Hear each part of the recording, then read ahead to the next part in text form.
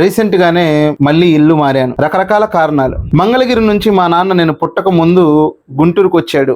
గుంటూరులో పాత గుంటూరు, సుద్దపల్లి డొంక అనేటువంటి ఏరియాలో ఒకే ఏరియాలో 30 సంవత్సరాలు అద్దెకున్నాడు. ఆయన చనిపోయిన తర్వాత నేను బాధ్యత తీసుకున్నప్పుడు అప్పుడు నేను మొట్టమొదటిగా ఇల్లులు అద్దె కడగటం మొదలు పెట్టాను. అప్పుడు దాకా ఒక ఇల్లు మనకు అద్దెకు కావాలంటే ఆ ఓనర్ గారు మనల్ని ఏ ప్రశ్నలు అడుగుతారో నాకు తెలియదు. మా నాన్న చనిపోయిన తర్వాత మా అమ్మ నేనున్న తర్వాత ఇప్పుడు మేము ఉండటానికి ఒక ఇల్లు కావాలి అని చెప్పి ఆలోచించుకున్న తర్వాత నేను ఇల్లులు అద్దె కడగటం మొదలు పెట్టినప్పుడు నాకు మొట్టమొదటిగా ఎదురైనటువంటి ప్రశ్న, నువ్వే ఉద్యోగం చేస్తావు, ఏం పని చేస్తావు, ఎంత సంపాదిస్తావు, ఇంట్లో ఎంతమంది ఉంటారు, నీకోసం ఫ్రెండ్స్ వస్తారా, నీకు తాగుడు అలవాటు ఉందా, మద్యం అలవాటు ఉందా, లేకపోతే వ్యభిచారం చేస్తావా, అద్దె టయానికి కట్టేయాలి, గోడలకు మేకులు కొట్టకూడదు, జనరల్ గా ఇవి అడుగుతూ ఉంటారు ఓనర్లు అనే నాకు తెలుసు. కానీ మొట్టమొదటిసారిగా నేను విన్నది నీ కులం ఏంటి, నీ మతం ఏంటి, ఏముంట్లు సాయిబులా, సాయిబులకి ఇల్లు ఇయ్యం, సాయిబులకి ఇల్లు ఇవ్వం, సాయిబులకి ఇల్లు ఇవ్వం. ఎందుకు సాయిబులకి ఇల్లు ఇవ్వరు?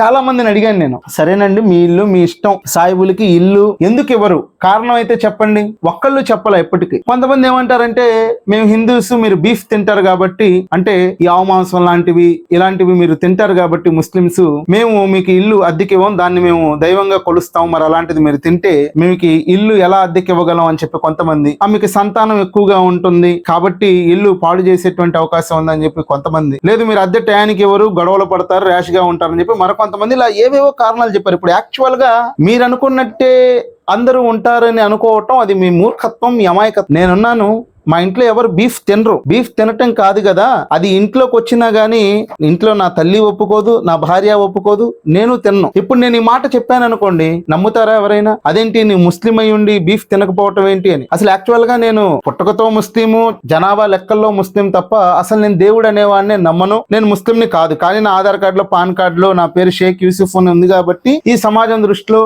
జనాల దృష్టిలో నేను ముస్లిమే, అలానే అనుకుందాం. కానీ నేను బీఫ్ తిన్ను, మరి నాకు ఎక్కువ సంతానం కూడా లేదు, నాకు ఉన్నది ఒకే ఒక్క బాబు, మరి అయినా సరే ఇల్లు దొరకటం కష్టం, నాకే దురలవాట్లు లేకపోయినా. ఎందుకు అంటే తెలియదు. సుమారు మా నాన్న చనిపోయిన తర్వాత ఇప్పటికీ నేను 10 ఇల్లులు మారుంటాను. రకరకాల కారణాలు, రకరకాల సమస్యలు. ఇల్లు మారిన ప్రతిసారి పై డబ్బులే సామాన్లు షిఫ్టింగ్ కి గానీ వీటికి గానీ 20,000 రూపాయలు అయిపోతాయి. మరి ఈ సాయిబులకి ఇల్లు ఎందుకు ఇవ్వమని అంటున్నారు? మరి సాయిబులకి ఇల్లు ఇస్తే వాళ్ళకు వచ్చేటువంటి నష్టం ఏంటో నాకు అర్థం కాదు. ఎవరో అద్దె ఆపారంటే సాయిబుల్లోనే అద్దె ఆపుతారా? అంటే వేరే కులం వాళ్ళు, వేరే మతం వాళ్ళు ఎవరు అద్దెలు ఆపరా? వేరే కులం వాళ్ళు, వేరే మతం వాళ్ళు గొడవలు పడరా? గొడవలు పడేటువంటి వాళ్ళు, పేచీలు పెట్టేటువంటి వాళ్ళు ప్రతి కులంలో, ప్రతి మతంలో ఉంటారు. కానీ పర్టికులర్ గా ఒక ముస్లింలనే టార్గెట్ చేయటం ఇది ఎంతవరకు కరెక్టో, ఆ ఇల్లులు అద్దెకి ఇవ్వము ముస్లింలకి అనేటువంటి వాళ్ళు ఆలోచించాలి. లేకపోతే బోర్డు మీద రాసేయండి, ముస్లింలకి ఇల్లు అద్దెకి ఇవ్వబడదు అని క్లియర్ గా రాసిస్తే మేము మీకు ఫోన్ చేయం, మీకు శ్రమ ఉండదు కదా. మేము పలానా కులం, మేము పలానా మతం కాబట్టి మేము మా మతం వాళ్ళకే, మా కులం వాళ్ళకే ఇచ్చుకుంటాము అని చెప్పి రాసేయండి. ఇప్పుడు మీరు పెద్ద పెద్ద బిల్డింగ్లు 3 అంతస్తులు 4 అంతస్తులు లేపారు కదా,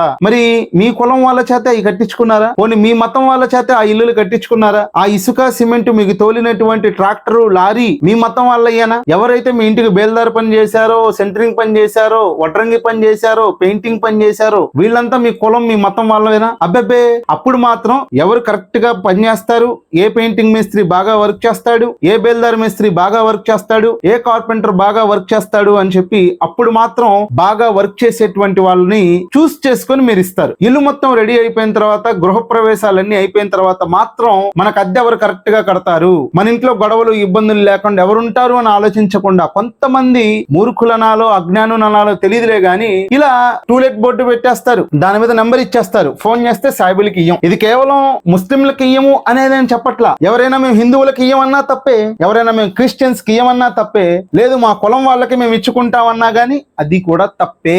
ఎందుకంటే మీరు ఒక కులాన్ని, మీరు ఒక మతాన్ని మీరు ద్వేషిస్తున్నారు.